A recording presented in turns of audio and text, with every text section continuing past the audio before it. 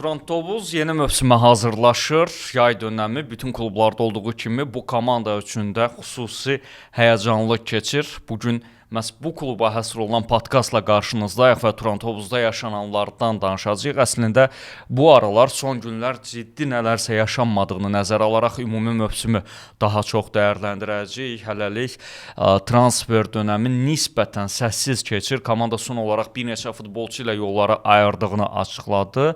Amma belə deyək, bu mərhələ üçün biraz səssizlik hökm sürür. Göndərilən futbolçularla bağlı kifayət qədər müzakirə olunası məqamlar var və yeni mövsümdən gözləntilər də öz yerində. Bu gün qonağımız İdman Xəbər AZ saytının redaktoru, idman jurnalisti, həmkarımız Səxavət Qurbanovdur. Səxavət, xoş gördük. Təşəkkür edirəm, minnətdaram.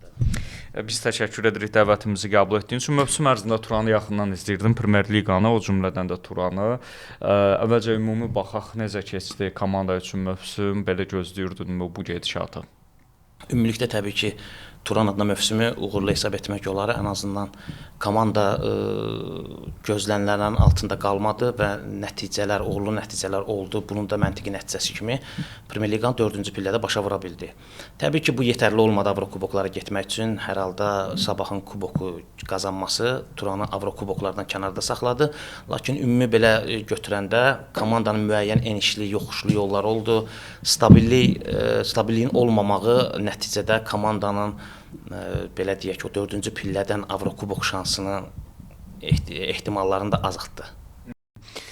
Komandada bir çox məsələlər müzakirə olunurdu. Baş məşqçinin, yəni bu baş verənlərin həm baş məşqçi, həm klubda futbolçuların bəzilərinin uğursuzluğu ilə əlaqələndirilirdi və bunun nəticəsi olaraq da deyə bilərik. Böyük əksəriyyət adlarla yollara ayrıldı. Bu yaxınlarda komanda elan vermişdi.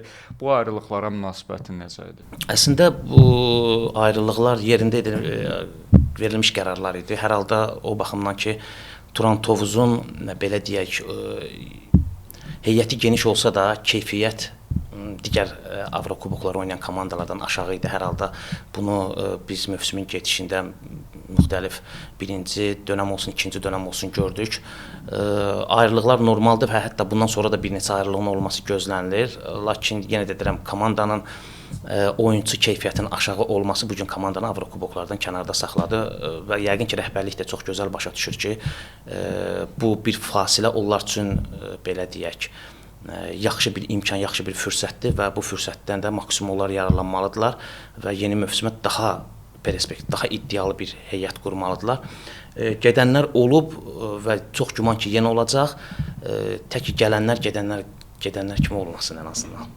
Komandada qeyd edək ki, Serrano ilə bağlı narahatlıqlar var, azarkeşlərdə. Elə biz özümüz də demək olar ki, Premyer Liqamızın ən fərqli, ən yaxşı, ən maraqlı oyunçularından biri idi. Amma Serrano'nun gedişi də bir qədər təbiidir. Həm klubun reallıqlarından daha çox məbləğ lazım idi onu saxlamaq üçün. Yaxşı təklifləri var idi və bu cür təkliflər futbolçu üçün, yəni bu cür təklifləri olan futbolçu ilə yola davam etməyin özü də bir çətin işdir. Biz bunu Otto-Jon məsələsində də görmüşdük. Həmin təkliflər onu biraz belə deyək, başını gicəlləndirirdi və komandadakı əhval-ruhiyyəsinə, oyunlarına da birbaşa təsir edirdi. Serrano da bu qəbildən olan futbolçulardan idi və çox maraqlı inkişaf yolu keçdi. Əslində Ayxan Abbasovun dönəmindən komandaya cəlb olunmuşdu, artırdı və yəqin ki, yaxın vaxtlarda yaxşı bir transfer, futbolçuların dilinlə desək, yaxşı bir transferi olacaq, keçidi olacaq.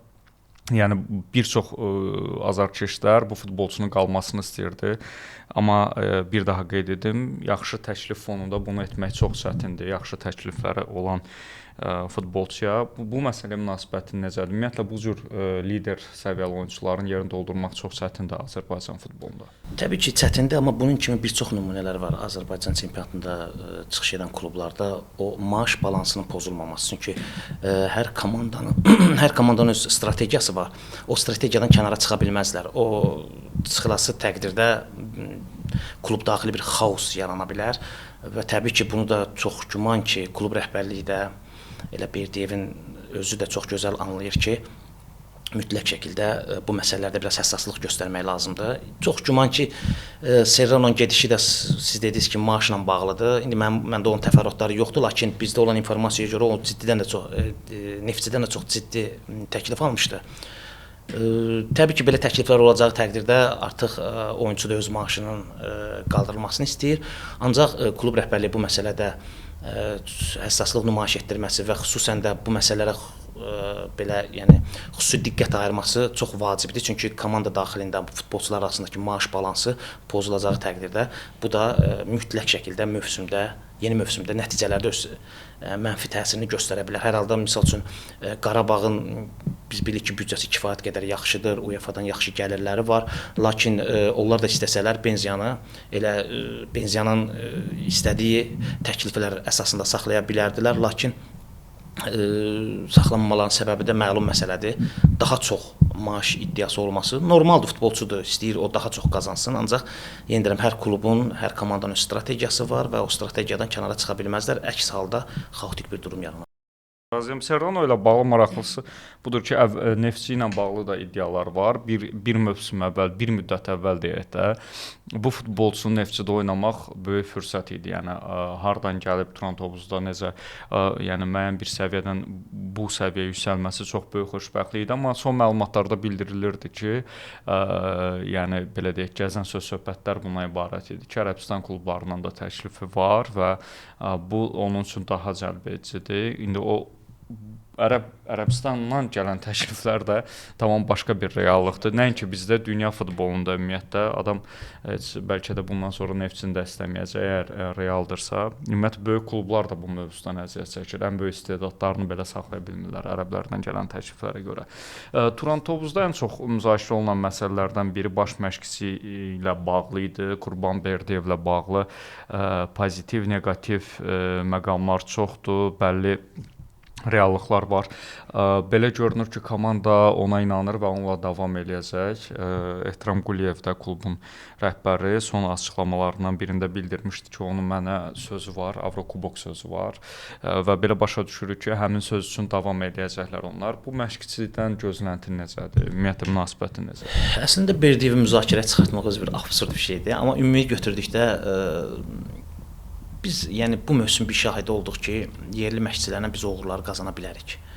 İstər Avrokubok zonasında olan, daha doğrusu Avrokuboklarda ölkəmizi təmsil edən komandalar olsun, istərsə də Sumqayıt olsun, Kəpəz olsun, Şamaxı olsun. Yəni yerli məşqçilər orada kifayət qədər istər oyun baxımından, istər nəticə baxımından müsbət siqnalları ala bildik biz onlardan. Ona görə düşünmürəm ki, yəni Berdiyev məsələsi belədir ki, komandanın rəhbərliyinin onun arxasında durması əslində çox xoş bir haldır. Çünki məşqçiyə bir il nəticə tələb eləmək, bir il içərisində o doğru bir qərar olmaz. Təbii ki, müəyyən bir zaman verməlisən və o zaman kəsiyində də məşqçi layihələrini, beynində düşündüklərini icra edə bilsin.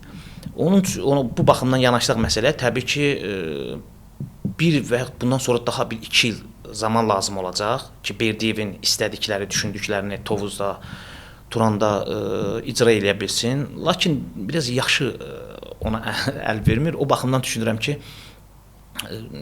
bəlkə də indi yəqin ki, klub rəhbərliyində düşündüyü bir şeylər var.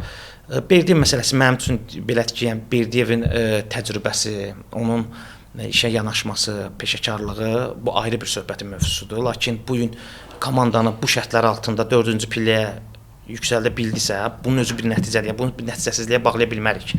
Faktiki olaraq Sabah və Neftçidən turnir cədvəlində qabaqlaya bildi. Hansı ki, büdcə baxımından da, oyunçu keyfiyyəti baxımından da Turan Tovuz o komandaların hər ikisindən geri qalır. Bu bir reallıqdır. Daha bir il şans vermək olar. İndi bu klub rəhbərliyi yəqin ki, bir götür-qoyu var. Sonra bir ildən sonra yəqin ki, onlar yenidən Berdiyevin nəticələrinə və işinə baxacaqlar. Ümid edirəm ki, Berdiyev ən azından komandada baş məşqçi olmasa belə, yəni saxlanılmasa belə, gələcəkdə deyirəm bunu, indi təbii ki, deyir şəhərdə xeyir gəlmir. Gələcəkdə qalmasa belə, ən azından o akademiyada, o klubda təmsil olunmalıdır ki, öz təcrübəsindən o Turan Tovuza. Çünki Ehtiram bəyin ona xüsusi belə deyək, diqqəti, onun o qərarlarının arxasında durmağı bizim klublarda çox nadir hallarda bu şeylər görünür. Səhv etmirəmsə bir Qarabağda bir zirədədir ki, klub rəhbərliyi məşqçinin arxasında durur. Yəni digər komandalarda baxırsınız ki, tez-tez baş məşqçi dəyişiklikləri olur. 5 aydan bir, 1 ildən bir, hər mövsümə yeni baş məşqçi ilə başlayırlar. Bu baxımdan möhtəşəm bir, yəni yanaşmadır klub rəhbərliyi baxımından. Amma təbii ki, indi Berdiyev orada saxlanılırsa, bu da mütləqdir ki, yəni nəticə olmalıdır. Nəticə olmayacağı təqdirdə də nə qədər peşəkar olursan ol, təbii ki, rəhbərliyində səbri bir yerə qədərdir. Həm də bu mövsüm komandada çox ciddi problemlər də var idi. Zədə problemləri, heyət kəsadlığı indi klubun yanaşması da bu idi ki, heyətə güc verməkdənsə digər layihələrə güc verirlər, infrastruktur olsun, digər bu kimi məsələlər olsun. Ora daha çox diqqət ayrıldı. Heyət kəsad oldu. Belə yəni ümumi mövsümə baxacaq olsaq, heyət kəsadlığından dolayı zədələr komanda üçün problemə çevrildi və sonda bu yerə gəldi, çatdı. Komandada zədələrdən söz düşmüşkən, həm zədəli olsalar belə mövsüm böyük əsərətini boşa versələr belə bəzi adlar var. Məsələn, Marandiçi olsun, Milner olsun, Şəhriyar olsun.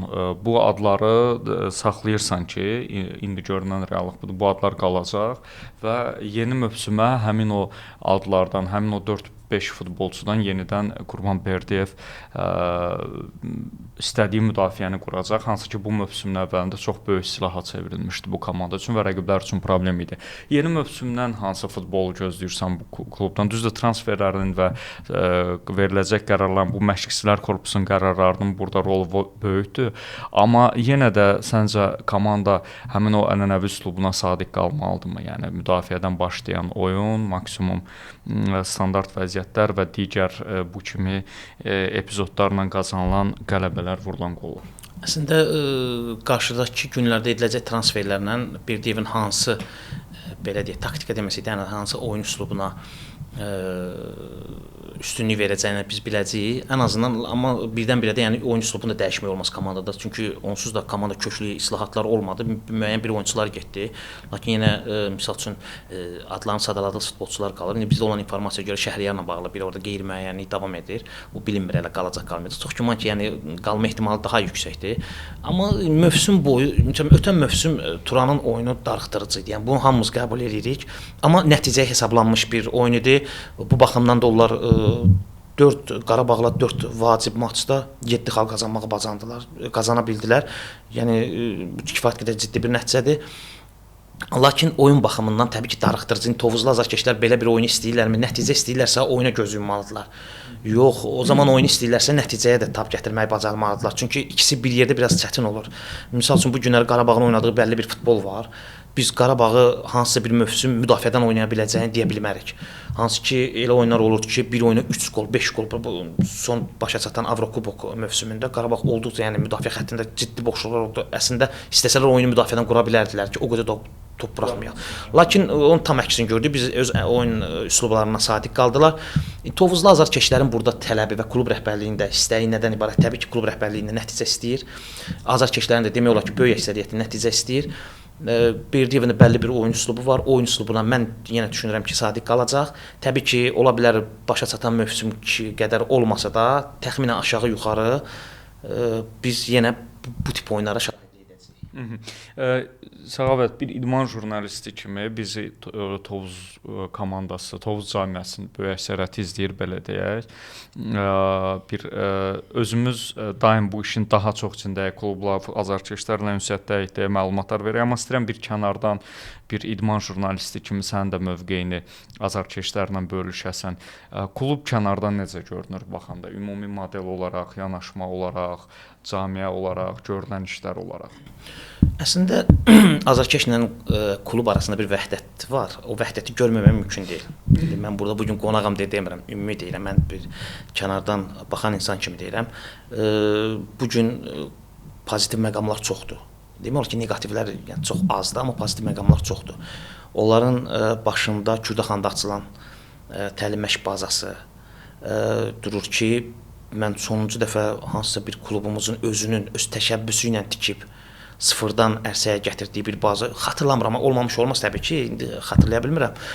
Var və stadionla bağlı da klubun rəhbərliyinin xüsusi yanaşması var və artıq tribunaların sayını, daha doğrusu üzbəyüzlük tribunanın sayını, orada oturacaqların sayını artırmağı düşünürlər. stadionun ot örtüyünü dəyişməyi düşünürlər. Yəni klub gələcəklə bağlı planlar qurur. Yəni bu gün üçün çalışmır. Bu gün üçün çalışsa təbii ki, bəlkə də aldadıcı uğurlar əldə edə bilər.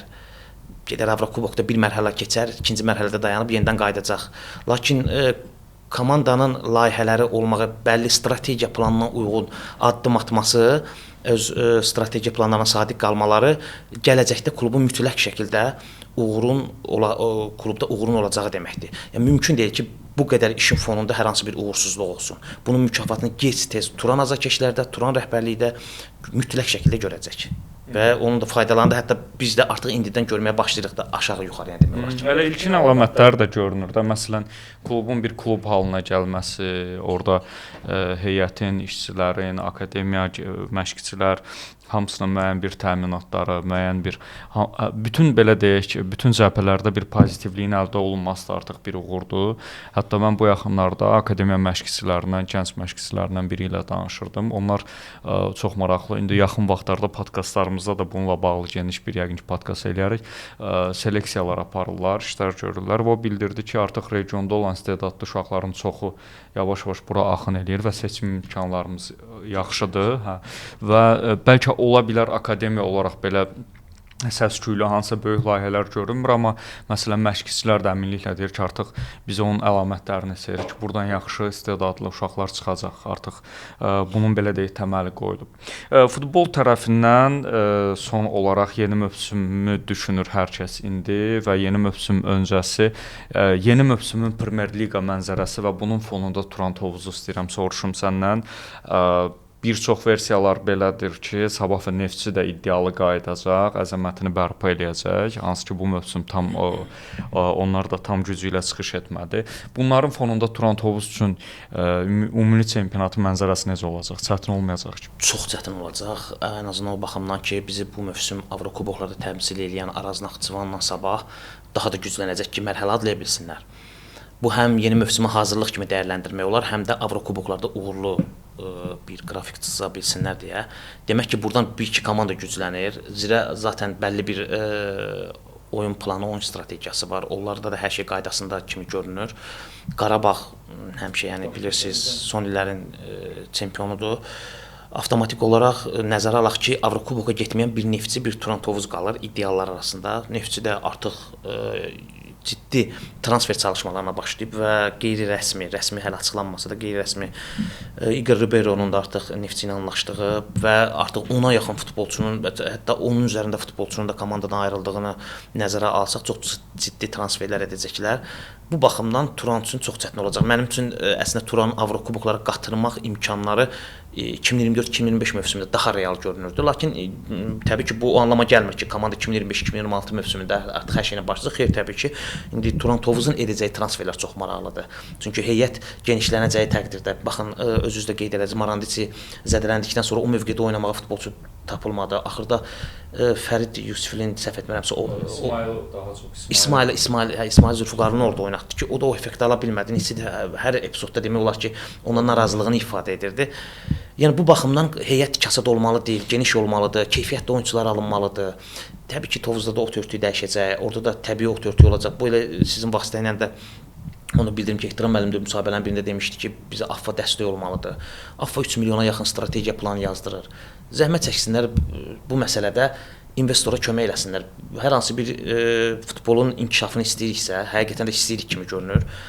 Elədirsə zəhmət çəksinlər, bax sponsor var, başqa sponsorsuzluqdan biz gilələnirik. Sponsor var, sponsor özü da fəryad edir ki, gəlin bizə yardım edin, biz də üstünə əlavə həmin o maliyyədən müəyyən dəstək kömək eləyək, ot örtüyünü dəyişək. Bu məsələlərdə biraz diqqətli olmaq lazımdır ki, küstürməyək iş adamlarına. Ümumiyyətlə AFFA-nın müstəqil iş adamı olaraq ümumiyyətlə Premyer Liqada mübarizə aparan bir klub olaraq bu mövsümü yaxşı keçmədi Turan Tovuzla.